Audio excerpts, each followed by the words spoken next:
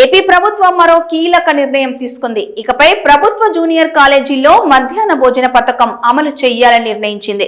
ఇందులో భాగంగా మధ్యాహ్న భోజన పథకం అమలు కోసం సర్కార్ ఉత్తర్వులు జారీ చేసింది. ఈ మేరకు జీవోఎంఎస్ నంబర్ 40ను పాఠశాల విద్యాశాఖ కార్యదర్శి జారీ చేశారు. పేదరికంలో ఉన్న విద్యార్థులకు ఈ పథకం వర్తించనుంది. ఆర్థిక ఇబ్బందుల కారణంగా ఉన్నత విద్యకు దూరం కాకుండా ఉండేందుకు ప్రభుత్వం ఈ మధ్యాహ్న భోజన పథకాన్ని అమల్లోకి తీసుకొచ్చింది.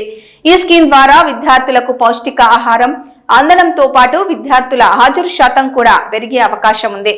విద్యార్థి దశ నుంచే మంచి ఆహారపు అలవాట్లు అలవడే ఛాన్స్ ఉంది. అంతేకాకుండా ఈ పథకం ద్వారా విద్య, సామాజిక పరమైన లక్ష్యాల సాధన సాధ్యమవుతుంది.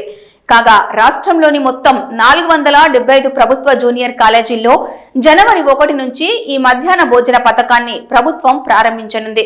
ఇందుకోసం 29.39 కోట్ల బడ్జెట్ ను కేటాయించింది. అలాగే వచ్చే ఆర్థిక సంవత్సరానికి మరో 85.84 కోట్లు కేటాయిస్తున్నట్లు ఉత్తర్వుల్లో పేర్కొంది.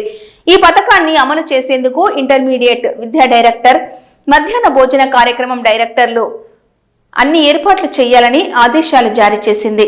ఈ క్రమంలోనే మధ్యాహ్న భోజనం గైడ్ లైన్స్ ను కూడా ప్రభుత్వం వెల్లడించింది.